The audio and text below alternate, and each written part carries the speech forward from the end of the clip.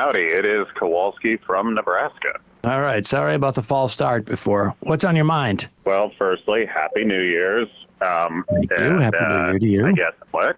Happy New Year to you. Oh, sorry. It sounded like you were asking me a question. Are you having a Happy New Year so far? It's January 8th, Sam. This is the deadline. Like, you're well past the deadline. You're well past the deadline. He said it to me first. Oh, well, Kowalski, you're well past the deadline.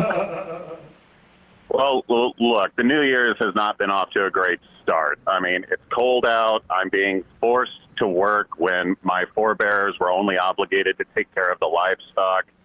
And we've lost our way as a country.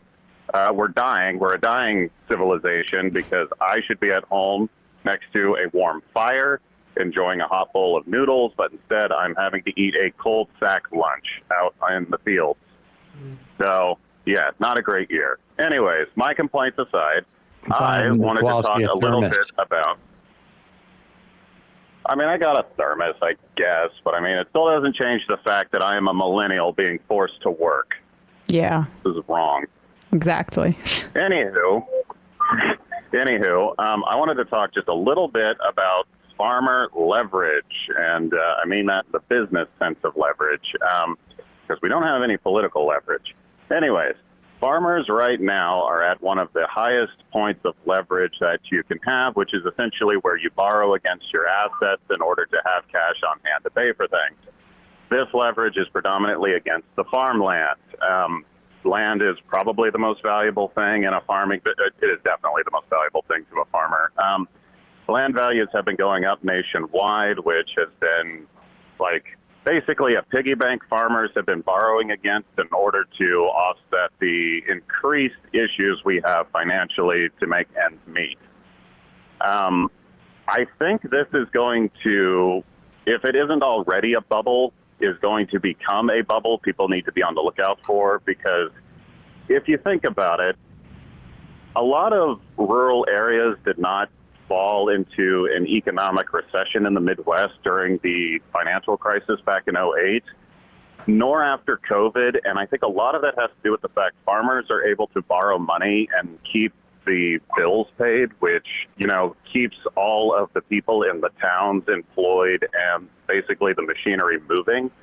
But eventually this source of wealth will be completely exhausted and it's going to stop, which I don't know about all of you, but, you know, if the primary economic engine in your area quits working, I bet that could have some pretty negative repercussions. So you're saying that basically farmers are over leveraged at this point and they're running out of equity in their land, can't continue to take loans, and therefore can't continue to drive local economies. Yes, and the part that will make this different in the 1970s, if it gets to a tipping point, is that other farmers will not be able to purchase this land.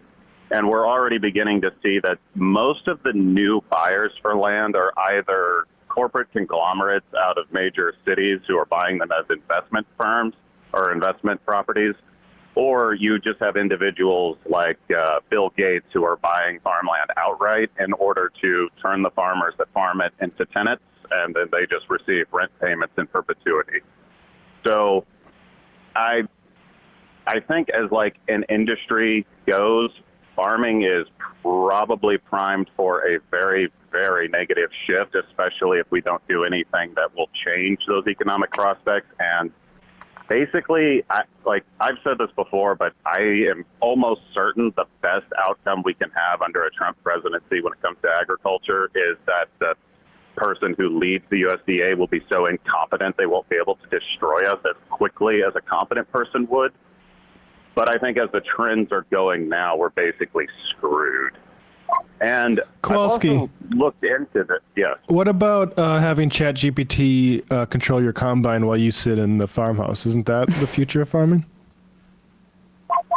Well, okay, that could work, but that would make me the capitalist, which I don't want to do that. You got to sell your soul. You have to start worshiping the pagans again. Like, no, but not a good idea.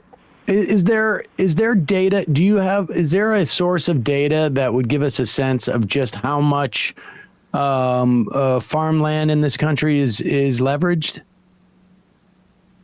I believe, I don't know the number off the top of my head, but I believe I saw that number from the U.S. Department of Agriculture's statistic estimates. The USDA is actually pretty good at trying to find numbers like that. They always put an optimistic spin on things, saying something to the effect of, even with farmers being highly leveraged, their prospects do not look too bad. And it's like, okay, yeah, sure, fine. But what's the tendency of farmers? Let's say you have a good bumper crop one year. Do we pay that down, or does that not happen? I mean, the only way we're going to get a bumper crop is either if a war breaks out where a major food exporter gets disrupted. Mm-hmm. I mean, unless Brazil decides to go liberate Argentina, I don't see that happening anytime soon, or if the Kiwis decide to make a fast break for Australia.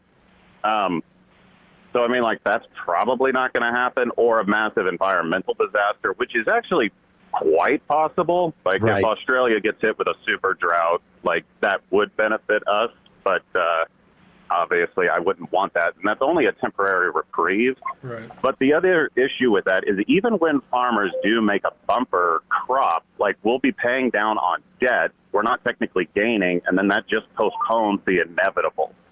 So it doesn't really work. I mentioned this on a comment I made on Left Reckoning last night, that I've been looking into a lot of, like, the policies agriculture went through during the Depression and then the post-World War II era. And without there being some sort of government pricing control, I don't know if this can be fixed. Because, like, one of the ways that we kind of got out of the 1970s crisis was the USDA got an injection of capital and paid farmers not to plant crops, which lowered the supply, which kind of stabilized things. That, and they were able to refinance everybody's loans, which basically bought us a lot of time. We actually planted so many trees because of that program. We have more trees today than we did in, like, the late 70s. That's changing because things are getting pulled back into production. But all in all, a policy like that would be pretty good just for the environmental stuff. But without a big change like that, I don't really see the situation improving. But then, and this will be the last point I'll make on this, I was curious if anybody had a way to figure out how farmers voted in the last 3 elections. Because the only data I can seem to find on this is farm counties, right. But farmers never make up the plurality of a county. They, like, by statistics, you can't, because you always get outnumbered by the county.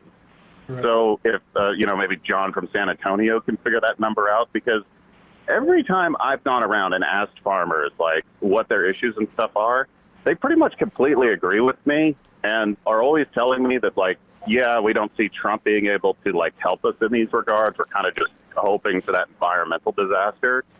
But it does seem like everybody in the support industries around agriculture are very much invested in the Republican message, because if you think about it, as long as farmers can pay the bills at the car dealership, the equipment dealership, the fuel, the fertilizer, the seed companies, the lumber, none of them are going to really care what the Republicans are doing.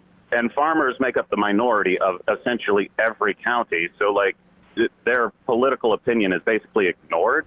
And most of our elected leaders who represent our agricultural sector are usually those same capitalists who own the dealerships or, like, the local quarries and stuff like that. They're never like farmers, because farmers are too busy, working.